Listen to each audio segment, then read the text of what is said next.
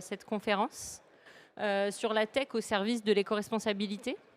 Donc, je suis Alice Mariette, je suis rédactrice en chef adjointe de la Revue des Comptoirs. C'est un magazine de presse professionnelle pour les CHR. Je fais partie d'un groupe de presse qui s'appelle Au cœur des villes. Donc, on a la Revue des Comptoirs, mais on a aussi l'Auvergnat de Paris, la Lettre CHR, voilà, d'autres titres. Et on édite aussi le magazine YAM, qui est disponible en kiosque. Donc, je suis accompagnée de 3 personnes. Alors, malheureusement, Ludovic Poyot de Lumi n'est pas là. Il a eu des problèmes de train. Voilà, ces trains ont été annulés. Donc, on va faire sans son éclairage. Mais voilà, je pense que nos 3 speakers pourront prendre le relais. Donc, pour commencer, est-ce que vous pouvez vous présenter chacun et chacune en un mot avant qu'on commence ? Bonjour, je m'appelle Thierry Veil, je suis le CEO et cofondateur du groupe Begelstein, Restauration Rapide. On a 97 restaurants, essentiellement en France, essentiellement en franchise.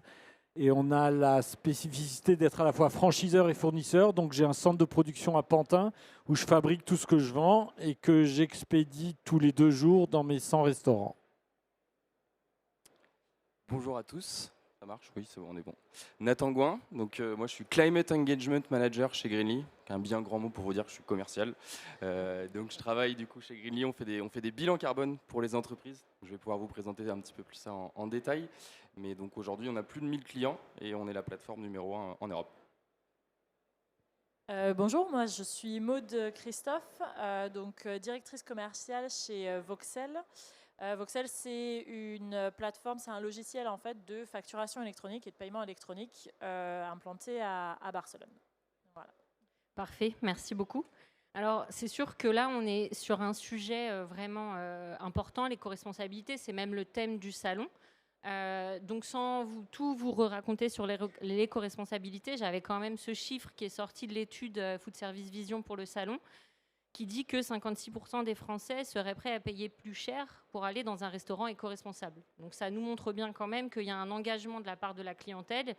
Et en plus de ça, ils sont 81% à attendre une démarche responsable de la part des restaurants. Donc d'une part, ils sont prêts à payer plus, et d'autre part, c'est vraiment une attente. Donc comment on fait en fait pour répondre à cette attente-là ? C'est des pistes, c'est vraiment une liste non exhaustive parce que l'éco-responsabilité, c'est très très large. Ça veut d'ailleurs un peu tout et rien dire en même temps. Donc j'ai mis des mots comme ça, mais il y a vraiment beaucoup d'autres choses. Ça peut être adopter une démarche zéro déchet, privilégier les produits locaux, privilégier les circuits courts, proposer le doggy bag automatiquement à ses clients, adopter le tri sélectif, en tout cas avoir plusieurs poubelles.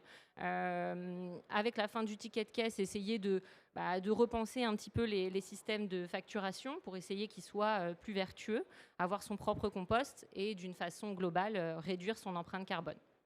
Donc l'idée avec cette conférence, c'est de se demander un petit peu en quoi la technologie elle peut répondre à cet enjeu d'éco-responsabilité. Comment ça peut vraiment aider les restaurateurs et les hôteliers à répondre à cet enjeu-là.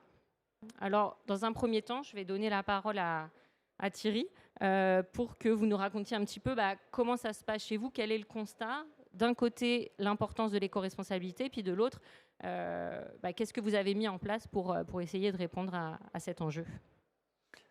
Alors, c'est hyper vaste comme question et c'est, à mon sens, j'aimerais affiner un petit peu ce qu'on vient de voir parce que je pense que Food Service Vision n'est pas venu voir mes clients.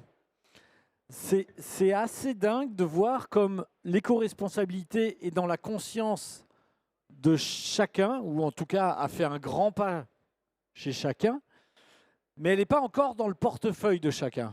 Et on voit bien ce gap entre j'ai envie de contribuer et je me sens éco-responsable, mais dès que je dois payer pour ça, c'est plus la même chose. Et nous, on est dans la restauration rapide. Ça veut dire qu'on a un ticket moyen aux alentours de 11,50 €. Et qu'à un moment donné, on a travaillé avec une boîte qui s'appelle Repeat, qui est une boîte suédoise, qui est très vertueuse et qui a pour vocation de s'assurer que quand vous partez du restaurant avec un gobelet en carton, ce gobelet il soit recyclé à l'endroit où il doit être recyclé. et ni jeté dans la rue, ni jeté quelque part où il ne peut pas être recyclé. On a travaillé pendant 6 mois avec eux. Le principe, c'est que le client, il paye 20 centimes de plus, le gobelet est consigné. Quand il le jette dans une poubelle autorisée, donc qui est validée pour le recyclage, il prend une photo, il renvoie la photo et il touche le double de la consigne. C'est hyper vertueux. Flop total. Alors que non seulement vous êtes en phase avec votre conscience, mais en plus vous gagnez de l'argent. Ça ne marche pas. Et comment vous l'expliquez ça? Ça ne marche pas pour une raison simple, c'est qu'on passe d'un panier moyen de 11 € à un panier moyen de 11,20 €. Juste ça, et la boîte, elle a déposé le bilan. C'est pas tout ce qu'on fait, mais je trouve que c'est très révélateur de la difficulté dans laquelle on est. Et aujourd'hui, parce que l'éco-responsabilité est un problème et doit générer une prise de conscience chez chacun d'entre nous, c'est les dispositions publiques qui vont contraindre, et ça peut être un mal ou ça peut être un bien, on va y revenir, mais qui vont contraindre à aller dans ce sens-là plus que le portefeuille du client. Je ne vais pas monopoliser la parole, mais comment ça se passe chez nous? D'abord, on a eu, alors c'est pas tech, mais on a eu on livre tous les jours de notre centre de production de Pantin en camion, tous nos restaurants. On a travaillé, notre problème c'est que nos bagels, ils ont une durée de vie de 24 heures. Et donc je ne peux pas changer. On a travaillé, ça m'a coûté un bras et un rein, je peux vous montrer la cicatrice, avec un cabinet de conseil en panification qui a travaillé sans mettre de conservateur ni de produits chimiques dedans, qui a travaillé sur les recettes du bagels, en travaillant sur la température de l'eau, sur la chambre de pousse, sur la mise en place d'enzymes naturelles qui sont certifiées Clean Label, mais pas de saloperie dedans. Et on est passé de 24 à 72 heures. On est passé d'une livraison tous les jours à une livraison tous les 2 jours. Ça peut paraître, c'est encore beaucoup, mais c'est 2 fois moins. Ce n'est pas la tech qui nous a permis de faire ça.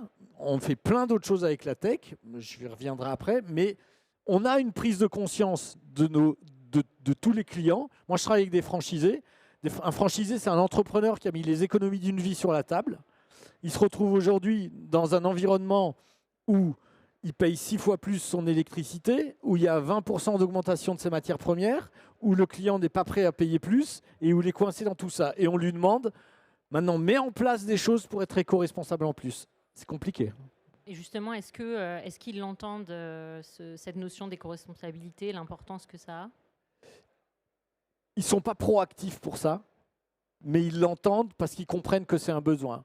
Aujourd'hui, ce qui s'est passé avec la loi AGEC, je ne sais pas si ça parle à tout le monde, les restaurateurs, depuis le 1er janvier, n'ont plus le droit, pour les consommations sur place, de le proposer à leurs clients dans la vaisselle jetable. Ça ne peut être que de la vaisselle recyclable. Un bagel shine, ça fait 20 mètres carrés. Il n'y a pas de place, il n'y a pas de lave-vaisselle. Il y a un évier qui fait 12 cm sur 12. Et on doit laver la vaisselle, gérer de la sale, gérer de la propre.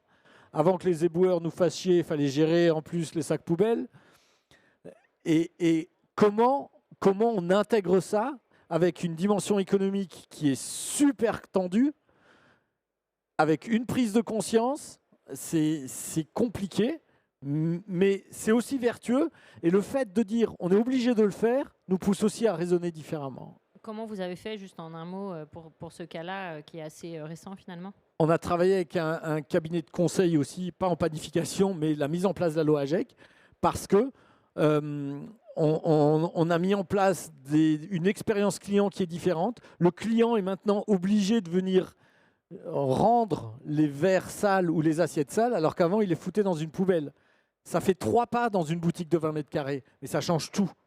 Et on a eu des formations, on a eu des séminaires, on a travaillé avec des menuisiers pour construire des meubles spéciaux pour venir récupérer le sale, on apprend à gérer le propre. C'est une nouvelle vie dans un restaurant par rapport à cette éco-responsabilité. On n'est toujours pas dans la tech parce qu'on fait d'autres choses avec la tech, mais c'est une nouvelle vie. D'accord, merci. On va passer à la tech justement en présentant vos solutions respectives et puis après on reviendra sur les solutions, Thierry, que vous avez mises en place à Bagelstein. Du coup, Nathan, si vous voulez commencer à présenter un petit peu Greenly, ce que vous faites et comment vous aidez ce monde-là. Avec plaisir, merci Alice. Donc, comme je le disais en préambule, donc Greenly, on est une start-up française déjà qui fait des bilans carbone pour les entreprises. Donc, le bilan carbone, c'est quoi? J'imagine que la plupart d'entre vous en ont déjà entendu parler. À quoi ça sert? Ça sert surtout à répondre à la demande de vos clients, la demande de vos investisseurs, la demande de vos employés aussi. Je pense qu'il y a de plus en plus de demandes déjà au niveau législatif. Toutes les entreprises de plus de 500 employés aujourd'hui ont l'obligation de faire un bilan carbone. Ça va arriver d'ici 2024 avec de nouvelles réglementations, notamment la loi CSRD en Europe, qui oblige les entreprises de plus de 250 personnes à réaliser des bilans carbone. Donc forcément, ça vient un petit peu dans la tête de tout le monde. Ce n'est pas une prestation que les bobos écolos vont vouloir vous vendre. C'est vraiment quelque chose qui est important pour votre entreprise, qui est aussi important pour recruter. Nous, typiquement, chez Greenly, on a été élu donc French Tech de l'année 2020 et on a énormément recruté en 2022 parce que justement, on était une solution engagée et on aidait les entreprises à construire une stratégie climat. Donc aujourd'hui, le fait de réaliser un bilan carbone, ça vous permet de recruter, ça vous permet de répondre à des appels d'offres, à répondre à la demande de vos clients. Et aujourd'hui, concrètement, qu'est-ce que c'est? C'est une solution qui vous permet de construire votre stratégie climat pour toutes les entreprises. Avant, c'était surtout les gros groupes qui pouvaient réaliser leur bilan carbone parce qu'ils avaient des ressources, parce qu'ils avaient des moyens et ils avaient des personnes à disposition. Nous, on a un petit peu mis un coup de pied dans la fourmilière dans tout ça. On a digitalisé l'approche pour permettre à toutes les entreprises, TPE, PME, peu importe le secteur d'activité, peu importe la taille de l'entreprise, à justement pouvoir construire une stratégie climat. Donc comment ça se construit le bilan carbone très concrètement? C'est 3 étapes. Vous avez la première étape qui concerne la mesure de vos émissions. Donc on va utiliser votre fichier des écritures comptables notamment. Donc avec un seul fichier, on va pouvoir avec la technologie scanner toutes vos dépenses et nous permettre derrière de les catégoriser et de les traduire en facteurs d'émission. Évidemment, il y a une technologie qui est un petit peu plus complexe, je reviendrai dessus. Et donc ça va être la première étape où là vous êtes accompagné chez Greenly par un expert climat qui vous accompagne pendant toute la gestion de projet pour réaliser un bilan carbone en moins d'un mois. Ce qui n'était pas du tout le cas avant, c'était des fichiers Excel, des lignes que vous mettez 6 mois à remplir. Donc nous, on a digitalisé l'approche. Première étape, la mesure. Deuxième étape, la sensibilisation de vos collaborateurs. Mine de rien, c'est aussi eux qui ont un impact sur vos émissions, que ce soit leur transport ou que ce soit le repas du midi. C'est des émissions qui sont comptées dans votre bilan carbone. Donc on va aussi les sensibiliser avec des questionnaires tous les mois de sensibilisation sur plusieurs thèmes. Évidemment, la nourriture, ça peut être le transport, ça peut être le numérique, les déchets. Il y a plein de sujets qui sont proposés et des petits challenges. Et donc ça permet vraiment d'embarquer tout le monde au sein de cette démarche. Et enfin, la troisième étape, qui est aussi évidemment avec l'expert climat, en fonction de l'analyse de vos émissions, de vos principaux postes d'émissions, on va vous proposer, vous recommander des plans d'action qui sont vraiment personnalisés en fonction de votre entreprise, votre budget, votre activité. L'idée, c'est pas de réinventer la roue et de vous dire, bon, bah maintenant, sur vos restaurants, il faut que vous installiez des panneaux solaires partout, ça va vous coûter des millions. Évidemment, on sait qu'il y a des externalités un petit peu économiques qui rentrent en jeu. Nous, on va vraiment axer nos plans d'action en fonction de la faisabilité et en fonction de l'impact surtout sur vos postes d'émission. Donc Greenly, dans tout ça, on a digitalisé l'approche avec donc, un algorithme donc, qui nous permet, avec le fichier des écritures comptables, de vraiment rendre les données financières et les données extra-financières indissociables. Et aujourd'hui, on a un algorithme donc, qui scanne chaque dépense, on la catégorise et on lui assigne le bon facteur d'émission qu'on a récupéré sur notre base de données qui recense en fait toutes les bases de données aujourd'hui existantes, que ce soit en France, donc la base carbone de l'ADEME, peut-être que vous en avez déjà entendu parler, la base carbone d'Agribalise, qui est donc spécifiquement pour l'agroalimentaire, ça peut être EcoInvent, OpenLCA, on a énormément de bases de données, et donc on recense plus de 5 millions de facteurs d'émission, ce qui nous permet vraiment aujourd'hui, avec un seul fichier et une technologie, d'avoir un bilan carbone en très peu de temps. Est-ce que vous auriez un exemple concret de solution, un ou plusieurs exemples concrets de solutions que vous pourriez donner, que ce soit un petit peu parlant Alors, les solutions sur l'agroalimentaire, typiquement, ça va surtout être forcément sur les emballages. On va pouvoir trouver des solutions sur la consigne. Ça peut être également sur le fret. Il y a beaucoup encore de fret aérien qui est utilisé. Ça va être sur le transport. Le fait aujourd'hui de faire un séminaire et d'aller encore en avion, aujourd'hui, c'est plus vraiment possible. Donc nous, on va proposer des solutions qui sont vraiment généralistes, où justement, on va proposer du train. L'idée, c'est vraiment pour chaque solution, chaque entreprise, trouver des solutions adaptées, encore une fois, à l'entreprise et donc en fonction de elle, ce qu'elle recherche et de ses enjeux, de ses labellisations aussi, on va pouvoir proposer des plans d'action qui sont sur la consigne, sur des achats un petit peu plus vertueux, un peu plus bas carbone, avec des solutions un peu plus locales de la consigne. Aussi des audits énergétiques, parce que typiquement l'énergie c'est un vrai sujet, surtout en 2022. Donc voilà, on va apporter des solutions et potentiellement derrière aussi des partenaires qu'on va pouvoir pousser directement pour des solutions Pour un peu essayer clés en de main. réduire sa facture énergétique, par exemple. Exactement. Et en termes de coûts, assez concrètement, combien ça coûte on imagine un restaurateur ou une chaîne, combien ça peut lui coûter? Alors, c'est évidemment en fonction de l'activité, en fonction de la taille de l'entreprise. Ça ne va pas du tout être en fonction de votre chiffre d'affaires. Si je prends un restaurant ou un hôtel de moins de 50 personnes, c'est notre prix de base, on commence à 1 950 €. Ça, c'est pour avoir le bilan. Tout ce En que je fait, vous ai présenté avec les plans d'action également et la sensibilisation des collaborateurs. Donc, en vrai, c'est quelque chose quand même d'assez, on va dire, abordable. C'était pas forcément le cas avant, justement, parce que ça prenait beaucoup plus de temps et c'était des fichiers Excel. Nous, on a tout automatisé.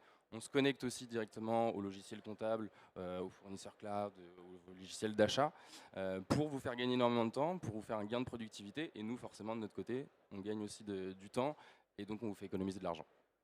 Et dans vos clients, vous avez déjà de l'hôtellerie et de la restauration? Alors, dans les hôtels, on a par exemple les hôtels Barrières, on a Hôtel Bambou qui est venu nous voir récemment sur le stand, les hôtels Bavérez aussi. Sur l'agroalimentaire, on a aussi donc des restaurants, alors Bocamexa depuis très peu. On a aussi des gros groupes comme Thirier, comme les entreprises Bell, comme Biscuits International, ça reste des industries. Mais ils ont aussi besoin de construire leur stratégie climat et ils ont aussi besoin d'engager leurs fournisseurs, parce que mine de rien, c'est surtout les fournisseurs qui représentent la majeure partie des émissions d'une entreprise. Et pour finir, une fois qu'on a fait son bilan, est-ce qu'il faut le refaire? Combien de fois? Est-ce qu'une fois, ça suffit? Une fois, ça peut suffire si jamais vous avez juste envie de répondre à la demande client. Nous, évidemment, on va préconiser de le faire tous les ans. De toute façon, il y a des législations aujourd'hui qui demandent de le faire tous les 2, 3, 4 ans. Le fait est qu'aujourd'hui, si vous faites votre bilan carbone et que vous mettez des plans d'action en place, que vous mettez de la consigne, que vous réduisez votre facture énergétique, si l'année prochaine, vous ne faites pas de bilan carbone, vous ne pouvez pas vraiment savoir combien vous avez réduit vos émissions. Donc c'est plutôt là-dessus où nous, on essaye vraiment d'accompagner sur le long terme nos clients à avoir une stratégie, que ce soit sur du court, du moyen, mais surtout sur du long terme, de façon à ce que ce soit neutre en carbone en 2050. Pas avant, c'est pas possible. Donc voilà, nous, l'objectif, c'est aussi d'accompagner sur le suivi des émissions année après année, mais après, il n'y a aucune obligation. D'accord. Thierry, vous vouliez réagir? Ouais, parce que je trouve que il y a plein de choses qui montrent le paradoxe de la situation qui, en tant que franchiseur, exploitant de restaurant, la situation, elle est paradoxale. Moi, je rêve de dire je préfère faire mes séminaires en train qu'en avion, sauf qu'on est en France et je pense à tous ceux qui, depuis 3 semaines, ne peuvent pas prendre le train. Et que c'est mieux. Mais oui, mais on ne peut pas. Je pense à tous les restaurateurs qui ont vu leur facture d'électricité multipliée par 5, 6, 7, 10, à qui on dit il y a des boucliers, il vous arrivera rien. Oui, mais les boucliers, ils ne marchent pas pour tout le monde. Ça dépend quand vous avez signé, si vous avez plus ou moins de 10 salariés, etc., etc. Donc ça ne marche pas. Je pense à tous ceux dont la loi AGEC oblige à avoir de la vaisselle réutilisable au lieu de la vaisselle jetable, parce qu'effectivement c'est mieux. Oui, sauf que qui c'est qui va nous rembourser les 70% de vol de vaisselle qu'on a ? Parce que c'est ça le cas aujourd'hui, c'est que 70% de la vaisselle est volée. Alors on peut dire que la tech va nous sauver en mettant une puce dans chaque assiette, verre ou gobelet, mais soyons sérieux. Donc tout ça et on va avoir l'obligation du bilan carbone, et c'est très bien, et je pense que c'est totalement nécessaire, mais c'est encore, et malheureusement, il faut qu'on compose avec ça. Mais c'est pas simple quand il y a un décérébré russe qui envahit l'Ukraine et qui fait que tout augmente soi-disant, parce qu'on n'a toujours pas compris le lien entre cet homme-là et ce qui se passe dans vos portefeuilles. Donc on a tous envie d'être éco-responsables, mais donnons-nous aussi les moyens de l'être, parce que c'est pas simple. Comment vous répondez à ça, Nathan, sur ce côté on veut être éco-responsable, on veut mettre en place des choses, mais potentiellement ça coûte cher. Il y a vraiment des barrières quand même, et comme le dit Thierry, il y a vraiment d'autres éléments qui rentrent en compte, notamment l'inflation, l'augmentation, etc. Comment on fait ? Tout à fait, bah, évidemment c'est un vrai sujet. Nous on va aussi, bon, comme je le disais, axer forcément nos plans d'action sur l'énergie parce que ça peut permettre de réduire la facture énergétique. On est conscient de tous ces problèmes-là. Je ne vais pas vous mentir pour vous dire que forcément le bilan carbone, ça engendre des coûts derrière. Et donc ça engendre aussi des investissements qui peuvent être potentiellement, pas mortels, mais je dirais forcément qui a un impact significatif sur l'économie de l'entreprise. Il faut aussi se dire qu'il faut avoir une vision sur le long terme. Dans 10 ans, est-ce que ma société peut toujours continuer comme ça si je ne suis pas éco-responsable? J'ai tendance à dire que non. J'espère en tout cas que ce ne sera pas le cas. Mais voilà, forcément, il y a des coûts qui vont être engendrés. Nous, on va forcément axer tout ça sur les plans d'action et on va regarder les externalités de l'entreprise. Après, voilà, il faut aussi se dire que le fait de faire un bilan carbone, ça permet de répondre à des appels d'offres, ça permet de répondre à la demande client et donc ça nous fait gagner de l'argent. Il faut voir l'investissement et le retour sur investissement Voilà, en fait, tout à fait. avec cette solution. Parfait. Maud, on va passer à vous. Si vous pouvez nous présenter Ouais. Voxel et ce que vous proposez. C'est vrai que en général, quand on parle en fait d'éco-responsabilité, surtout dans le secteur hôtelier ou dans la restauration, on a tout de suite tendance à penser quelle économie je peux faire pour les serviettes à l'hôtel, pour le gaspillage de nourriture, etc. Tout ce qui va être visible et qui va avoir un impact direct en fait sur le client. On ne pense pas forcément à tous les processus en back-office, en fait, où on peut aussi aider en fait, les entreprises à pouvoir économiser des ressources, économiser du temps et avoir du coup un impact assez fort au niveau éco-responsable. C'est vrai quand on approche, nous, chez Voxel, les entreprises en disant on peut vous aider dans la digitalisation de vos processus administratifs. C'est pas hyper sexy, c'est pas hyper vendeur et ça fait pas rêver en se disant je vais pouvoir avoir plus de clients.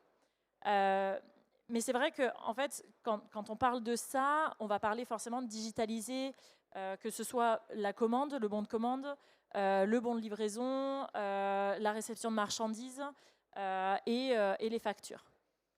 Si on regarde en fait, quand on a des factures actuellement en papier ou en PDF, on se rend compte qu'en fait, à peu près 35 factures, ça équivaut à la consommation d'un frigo pendant une journée. Donc ça va quand même assez vite et on se dit, finalement, on consomme en fait beaucoup et la digitalisation permet, ce qui est le plus flagrant en fait, ça va être l'économie de papier, forcément, mais ça va être aussi de pouvoir voir un peu le gain de temps qu'on va passer, aussi bien pour émettre par exemple une facture, de dire le temps de la prendre de mon système, de pouvoir l'envoyer par email, que de l'autre côté il y a une personne qui va la recevoir, qui va la vérifier, qui va la comptabiliser. Tout ça c'est du temps, c'est de l'énergie et c'est quelque chose que en fait, les entreprises pourraient mettre vraiment au profit en fait de choses beaucoup plus éco-responsables et qui aient plus d'impact aussi pour les clients, d'impact visuel. Nous, ce qu'on propose en fait chez Voxel, c'est vraiment de pouvoir connecter les systèmes entre eux, donc que ce soit un système ERP, un système de comptabilité, de pouvoir en fait prendre les informations directement du système du fournisseur, pouvoir extraire les informations et pouvoir mettre en place toute une série de filtres pour assurer que la facture est conforme, à la législation française dans notre cas, et deux, conforme à ce que veut recevoir le client. Dans ce cas-là, en fait, après, si tout est conforme, on va l'envoyer au client et on va aussi, nous, la rapprocher avec la livraison et pouvoir la comptabiliser directement.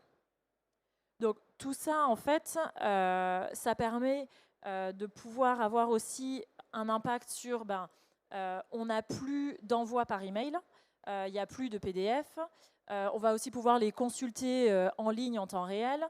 Toutes ces factures sont aussi signées digitalement, donc en cas de contrôle fiscal par exemple, on peut juste les extraire de notre logiciel et elles sont valables.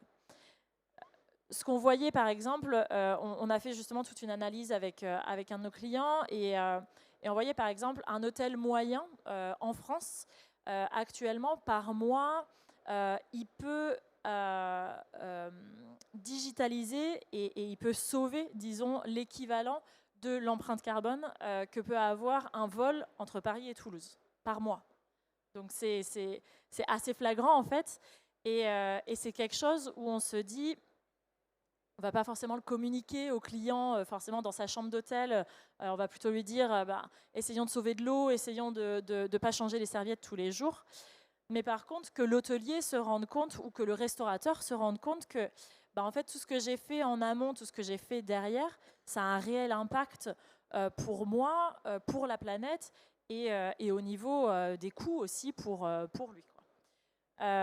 Donc, on voit vraiment cet impact direct et un impact peut-être un peu plus indirect, c'est-à-dire dans le fait de sauver du temps, en fait, nous, de ne pas avoir à rentrer une facture manuellement dans son système comptable, en fait, pouvoir dédier plus de temps à nos clients, à nos fournisseurs, de pouvoir aussi améliorer en fait nos relations commerciales avec eux. Parce que si moi j'ai pu rentrer une facture directement dans mon ERP sans perdre de temps, sans la rapprocher, sans lui dire là il me manquait telle ou telle chose sur la facture, je suis sûre de le payer en temps et en heure comme on s'était mis d'accord.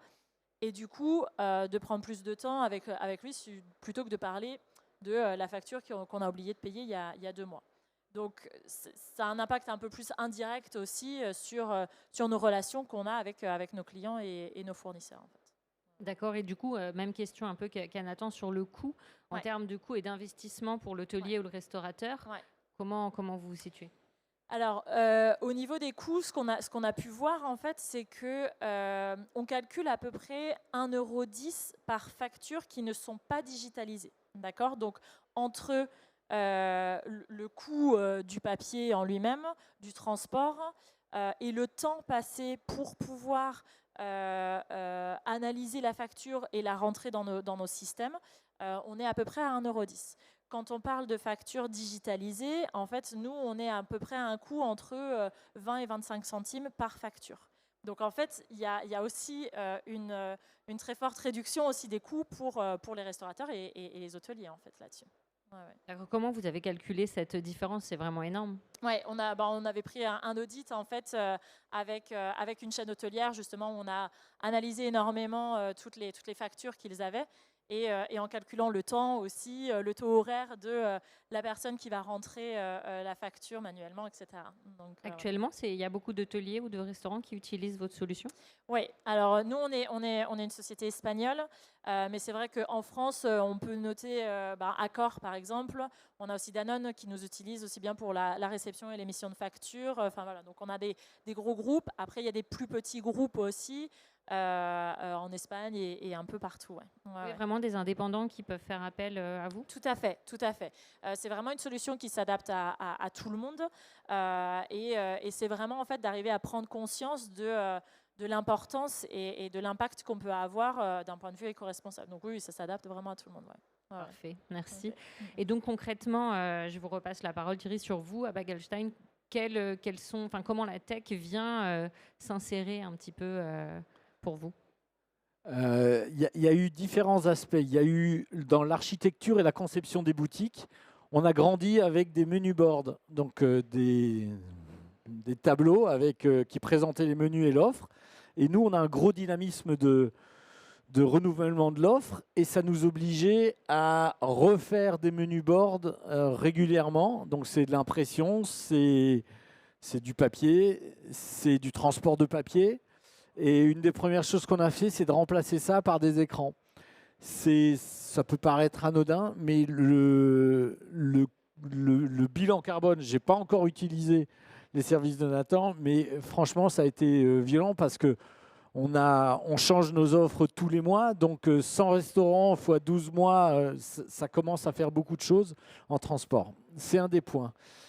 Je l'ai dit dans une autre conférence, je suis très friand de ce que la tech, et je dis bien la tech, j'aime pas dire digital, parce que pour moi, il y a 2 métiers digitaux, c'est pianiste et proctologue, mais donc la tech peut apporter des solutions à des problèmes qui n'existent pas encore. Mais je suis très à l'écoute et il y a plein de choses que j'ai utilisées parce que je me dis que j'anticipe aujourd'hui sur le problème de demain. Par exemple, on a travaillé depuis quelques années, on a un des précurseurs. Je précise que je suis payé par personne, je ne vends rien. Les gens que je vais vous citer, c'est moi qui les paye. Donc je devrais même leur demander du pognon pour parler d'eux, mais non. On travaille avec une solution qui est là, qui s'appelle Como et qui fait de la fidélité. La gestion de fidélité, vous la connaissez tous. Bon, c'est une carte de fidélité, vous gagnez des points, vous payez moins cher après. Mais Como, et c'est une solution tech qui a apporté beaucoup pour nous, va plus loin puisqu'elle fait du drive to store. Ça veut dire qu'elle récupère l'information liée au client et elle va nous permettre de communiquer directement entre le restaurant Begelstein et ses clients. Et on a fait des économies, je ne peux pas les chiffrer, mais elles sont vertigineuses avec tout ce qui est flyers et tout ce qu'on a imprimé pour aller prospecter auprès des clients et qui, du coup, la communication est beaucoup plus ciblée, 2, elle reste numérique et non pas digitale. Alors, on peut ensuite parler de l'impact sur les serveurs, du coût de la location de la data. Pardonnez-moi, je ne vais pas aussi loin que ça. Mais en tout cas, en termes d'éco-responsabilité, et ça a été une démarche qu'on a faite, ça a été très, très fort. Après, il y a sur l'aspect... Oula, c'est flippant.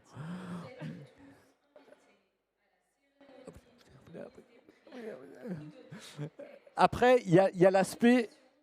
Mais tais-toi, je parle.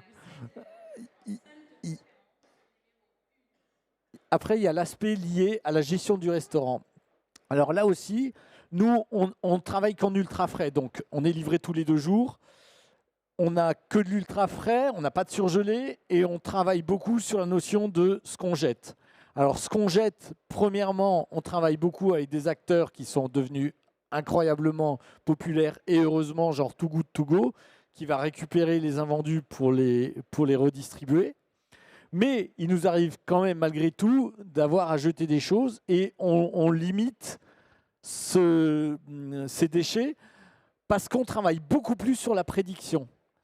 Ça peut paraître anodin, mais le fait de dire « qu'est-ce que je vais vendre demain ?»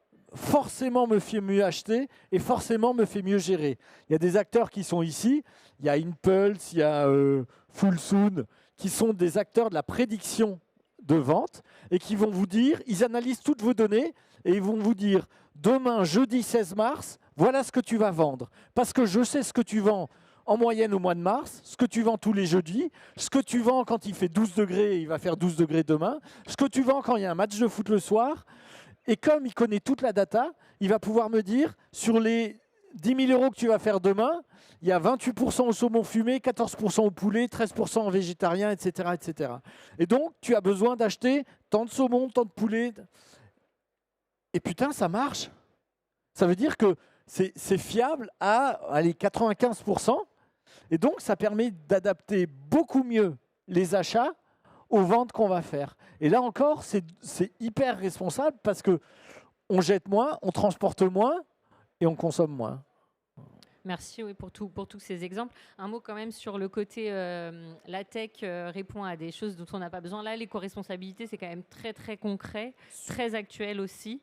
Et je pense peut-être qu'elle anticipe un petit peu. Absolument, absolument. Mais quand j'ai commencé à parler avec eux, j'étais pas dans l'anticipation par rapport à l'éco-responsabilité. Et il se trouve que... Finalement, ça match. Absolument. Parfait. Si vous le voulez bien, on va passer un peu à la conclusion. Maud, si vous avez un mot en quelques minutes pour conclure, et puis chacun reprendra la parole avant les questions s'il y en a. Pour nous, en conclusion, c'est vrai que on voit qu'il y a aussi une demande et une envie en fait d'aider l'éco-responsabilité, notamment qui vient des gouvernements. En France, à partir de 2024, la facturation électronique va devenir obligatoire dans tout ce qui est B2B. Donc il y a évidemment, parce que le gouvernement veut avoir un droit de regard aussi sur toutes les factures, mais ça force aussi en fait les entreprises à rentrer dans une démarche éco-responsable et de digitalisation en fait sur tout leur processus de back-office aussi. Donc on essaye de travailler un peu en parallèle avec ça. Ouais. Oui, en fait, finalement, il va y avoir la législation qui va faire que ça deviendra... Exactement, Ah ouais. Voilà. Nathan? Dire un petit peu sur ce qui a été dit aussi. Aujourd'hui, l'éco-responsabilité, nous avec Greenly, on l'aide avec différents outils, avec le bilan carbone, avec le fait aussi de quantifier les plans d'action. Donc on peut aussi nous prédire, pas sur l'aspect économique, mais sur l'aspect carbone, de se dire aujourd'hui, si on installe de la consigne, qu'est-ce que ça va me permettre de réduire en termes d'émissions. On a d'autres solutions qui sont autour du carbone, qu'on peut faire comme des calculettes menus. On arrive au restaurant, on sait exactement le poids carbone de son menu ou de son plat. Il y a différentes solutions qu'on apporte, on continue à les développer en créant quelques applications en fait, que derrière on peut utiliser plusieurs fois pour nos différents restaurants, pour nos différents hôtels. On peut aussi faire une calculette menu pour connaître le poids carbone d'une nuitée dans un hôtel. Voilà. Chez Greenly, on accompagne toujours encore plus les entreprises avec des outils qui peuvent être aussi sur mesure. Mais l'idée, c'est vraiment de donner un maximum de billes à nos clients pour qu'ils puissent être un peu les héros de demain et construire eux-mêmes leur stratégie climat. Merci. Thierry? Le bilan carbone est obligatoire, la facturation électronique est obligatoire, l'utilisation de vaisselle non jetable est obligatoire. La seule chose qui n'est pas obligatoire, c'est de faire mon métier et d'en vivre. Mais néanmoins, il faut profiter de ça. Je veux dire, la vaisselle, c'est pas À possible. chaque fois, c'est sur vous, hein, par contre. C'est un complot. La vaisselle, on l'a utilisée, on en a fait un outil de communication, et ben on va faire avec. On sait qu'on doit passer par là. C'est pas simple, mais soyons tous éco-responsables. Et vous voyez quand même d'un bon œil ces obligations-là, ou vous Je le donnez un transforme peu- en bon œil. Parfait. S'il y a des questions, n'hésitez pas. Est-ce que voilà, à un ou une personne qui a parlé aujourd'hui?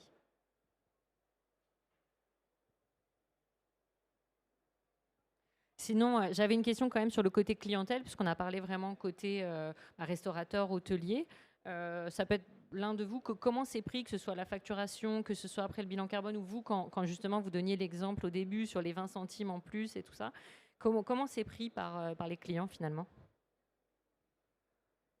C'est pris avec beaucoup de cœur si les autres leur payent. Moi, j'habite à Strasbourg, où la chaîne Beglstein a commencé et où, vous ne l'ignorez pas, on est juste à côté de l'Allemagne. À côté de l'Allemagne, tout ce qui est bouteille en verre dans la restauration rapide est consigné. On a fait des tentatives à Strasbourg, c'est une boucherie. Ça ne fonctionne pas. Toujours à cause du coût, en fait. Ouais. Alors qu'on est à 200 mètres de gens qui ne vivent qu'avec ça. C'est quand même... Une question d'habitude, en fait. Ouais. D'éducation. Pas de géographie. Vous, Maud, peut-être? On voit un peu la différence, en fait, entre des hôteliers qui vont juste le faire pour un point de vue marketing, de dire... Bon, je mets un petit message pour dire éviter d'utiliser trop de serviettes, voilà. Et des entreprises qui vraiment ont l'éco-responsabilité à cœur, qui vont essayer tout le temps de chercher en fait des nouvelles façons de pouvoir économiser, de pouvoir sauver la planète, etc. Et en fait, nous, tous les clients qu'on a, nous, forcément, en fait, c'est des personnes qui ont à cœur cette éco-responsabilité-là. Et du coup, quand il y a un client qui va rentrer dans leur établissement, ils sentent quand même cette différence. Ils vont le sentir soit parce que il y a plus de messages éco-responsables, ou bien moins, en fait, aussi. Il y a peut-être moins de marketing, moins de visuels, moins de communication, mais en fait, toutes les petites actions sont faites de toute façon pour avoir l'éco-responsabilité au cœur vraiment de l'entreprise, quoi. Nathan? Ça marche? Oui, pardon. Je vais rejoindre Maud du coup en faisant le parallèle sur le carbone. C'est vrai que du coup il y a beaucoup d'entreprises qui viennent nous voir, nous, parce qu'ils ont vraiment envie de s'engager, ils ont vraiment envie de réduire. Forcément derrière il y a des limites un peu économiques, donc on va demander à la direction est-ce qu'on peut faire le bilan carbone. Mais voilà, avant je travaillais dans une grosse industrie française dont je ne citerai pas le nom, mais aujourd'hui je vends des bilans carbone et je sens vraiment qu'il y a un vrai engouement, il y a une vraie envie de s'engager. J'avoue que ça me fait plaisir d'aller au travail le matin pour vendre quelque chose qui a un impact pour la planète. Donc voilà, il y a beaucoup d'entreprises qui souhaitent s'engager, il y a beaucoup d'entreprises qui souhaitent aussi juste répondre à la demande des clients, mais on sent que ça devient vraiment un sujet qui est essentiel et qui est critique aussi pour beaucoup d'entreprises. Et est-ce qu'ils peuvent le valoriser, en fait, vos clients, après, auprès de leurs clients? Parce qu'ils ont fait le bilan, ils ont mis des actions peut-être en place, mais au-delà de ça, est-ce que c'est possible de mettre ça en avant? Tout à fait. Bah, nous, on les aide aussi à communiquer là-dessus, que ce soit sur leurs réseaux sociaux ou même à communiquer en toute transparence leur empreinte carbone. Évidemment, nous, on ne va pas le faire, mais eux, s'ils le souhaitent, c'est tout à leur avantage, je pense, de pouvoir mettre en avant tout ça. Ils peuvent déjà importer le bilan carbone sur le site de l'ADEME, donc ce qui permet déjà de montrer à tout le monde patte blanche et de dire bah, voilà quelle est mon empreinte carbone. Après, je pense que l'idée, c'est surtout de montrer quelle est ma stratégie climat et comment je fais derrière pour réduire mes émissions. Est-ce qu'il y a eu des questions qui sont venues en attendant? Oui.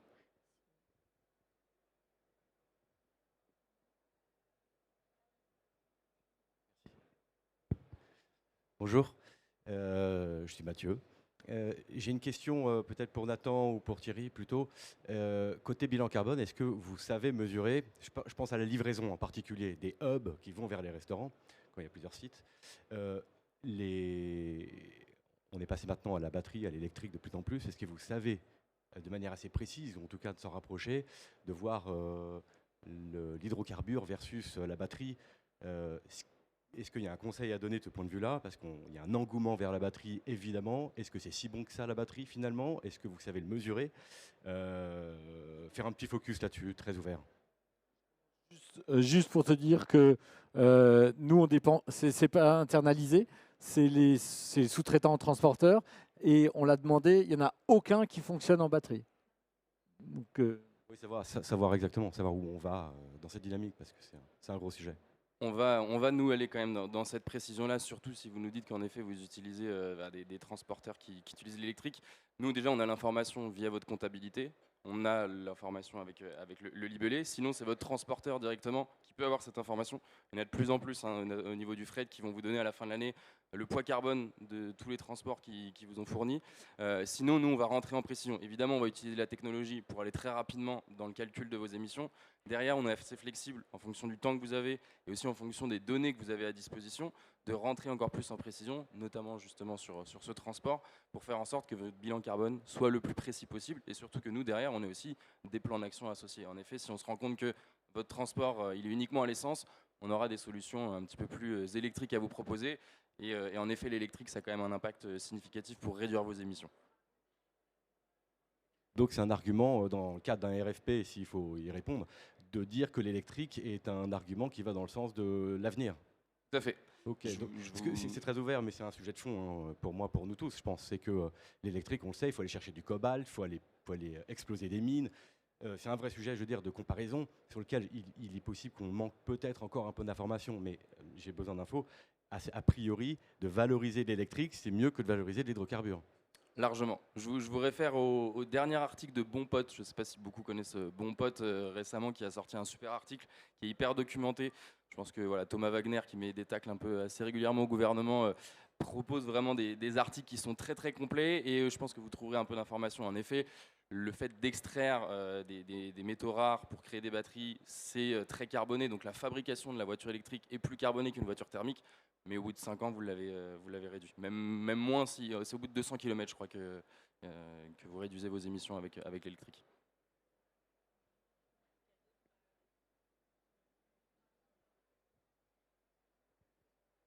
Bonjour à tous, Romain, Groupe Accor. Je voulais en fait rebondir sur la question des consignes, des verres consignés par exemple en Allemagne.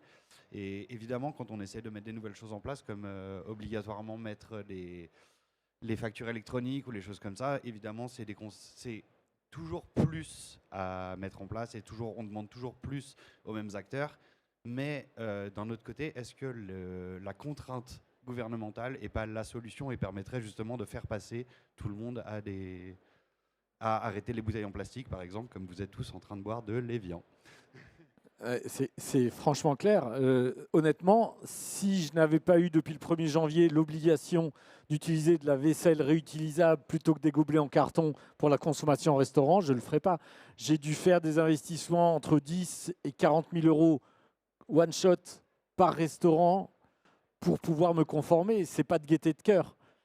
Mais une fois que j'ai payé, qu'on m'a volé les 70%, et je me dis, bon, bah, ok, c'est chiant, mais il faut le faire. Et je ne l'aurais pas fait sans la contrainte gouvernementale.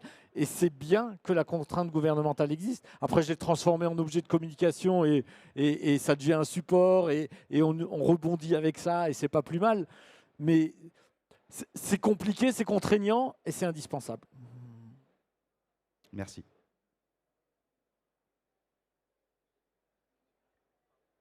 Bonjour, moi je suis Florence, donc je vais rebondir sur à la fois la question de Romain et la question de l'Allemagne. En fait, je travaille pour une société qui s'appelle Cuchot, qui vend des coussins chauffants, qui sont entièrement fabriqués en France, donc complètement éco-responsables. Donc en fait, depuis l'interdiction des chauffages radiants sur les terrasses publiques, pas mal d'établissements sont intéressés. Donc au départ, on pensait plutôt vendre à des hôtels de luxe parce que le fait que ça soit fabriqué en France rend le coût de ces produits assez élevé. C'est environ 350 € par coussin chauffant. Mais l'empreinte carbone est quasiment zéro puisque la recharge correspond à 2 centimes. Et donc, en fait, ma question, c'est aujourd'hui, c'est interdit les radiants sur les terrasses publiques, mais dès que la terrasse appartient au restaurant ou autre, les gens continuent d'utiliser leurs radiants et de chauffer l'atmosphère, donc ce qui paraît vraiment une aberration. Et par contre, en Suisse, en Allemagne, en Belgique, les radiants sont toujours autorisés sur les terrasses publiques. Donc en fait, on n'y comprend plus rien. Et je suis bien d'accord. Et la notion de la terrasse appartient au restaurateur est aussi confuse. Parce qu'en tant que restaurateur, on loue l'espace à la ville après une autorisation. Donc, est-ce que dans ces cas-là, elle m'appartient? Je ne sais pas. Est-ce qu'elle devient publique? Est-ce qu'elle devient privée parce que je la loue? J'en sais rien. Et ce que je sais, c'est que dès que j'allume une lampe de poche, j'ai 4 flics qui viennent me verbaliser, quoi. Donc, c'est effectivement complexe. Mais en fait, tout le monde nous disait, avec l'interdiction des radiants, vous allez vendre hyper facilement. Et en fait, c'est quand même assez difficile. Plusieurs terrasses parisiennes nous ont déjà acheté, fait confiance, un peu en province aussi. Mais ça n'a pas l'explosion qu'on imaginait. Après, alors, on peut voir aussi que c'est aussi une question de temps. C'est-à-dire que dès qu'il va y avoir un pays pionnier en Europe qui va commencer de faire bouger les choses, directement, toute l'Europe va commencer de bouger, va commencer de réfléchir. Donc, c'est vraiment des questions de temps pour les questions de radiant, nous, Voxel, c'est une entreprise espagnole. En Espagne, on a aussi, toutes les terrasses sont toutes encore chauffées, même s'il fait un peu plus chaud chez nous, mais malgré ça, l'hiver, on en a quand même besoin. Mais c'est vraiment quelque chose où on sent qu'en Espagne, ils sont en train de réfléchir aussi à ça, à pouvoir enlever tous ces radiants. Donc, c'est vraiment une question de temps. Ça bouge doucement, mais on va y arriver, je pense, petit à petit. Mais je pense que c'est vraiment le point clé. C'est-à-dire qu'on est à un temps entre deux mondes, entre deux époques, entre deux prises de conscience, et qu'on est dans la migration du monde d'avant vers le monde de demain. Et forcément, on sort tous de nos zones de confort. On est tous obligés d'investir pour adapter nos modèles à ce qui est en train de se passer et que c'est une période qui n'est jamais très agréable d'être entre deux blocs. Mais elle est indispensable et alors la conclusion va être super. Et la tech nous aide vachement pour passer de l'un à l'autre. Je rebondis aussi un petit peu sur tout ça. Je suis totalement d'accord avec Maud, c'est vrai qu'il faut un peu de temps et en l'occurrence nous en France on est quand même assez en avance sur ces sujets-là. Le bilan carbone c'est franco-français, hein. Aujourd'hui on l'a développé justement à l'international, on a ce qu'on appelle le GHG protocole donc pour répondre aux normes qui ont été créées il n'y a pas si longtemps que ça. Aujourd'hui il y a encore de nouvelles méthodologies qui sont en train de se développer avec l'ADEME, on pourra en parler encore plus longtemps mais en l'occurrence encore plus précis pour avoir encore plus de transparence. Bon, j'espère en tout cas que ça sera mis en place dans différents pays mais en l'occurrence oui, nous on s'en rend compte chez Greenly, c'est que on va dire qu'en 2022, on a démocratisé l'accès à la stratégie climat, donc de mesurer les émissions. On sent, nous, vraiment qu'en 2023, on est en train de démocratiser la réduction des émissions et qu'il y a de plus en plus d'entreprises qui ont envie de réduire. C'était assez compliqué, hein, encore une fois, il y a des externalités économiques, il faut investir de l'argent. Mais voilà, on sent que ça commence à arriver quand même pour beaucoup de d'entreprises. Et en plus, il y a des donneurs d'ordre aujourd'hui qui obligent leurs fournisseurs à réduire leurs émissions, donc on y arrive petit à petit. C'est intéressant d'entendre que la France est en avance. Ce n'est pas toujours ce qu'on entend sur ce genre de sujet, donc c'est plutôt positif. Est-ce qu'il y aurait une dernière question peut-être avant de terminer? Bon, je pense que c'est bon. Merci beaucoup. Merci à tous les trois et merci de nous avoir écoutés. Merci. J'invite toutes les personnes qui veulent sortir à sortir par cette sortie-là, s'il vous plaît. Et on va scanner ceux qui restent pour la prochaine conférence. Merci.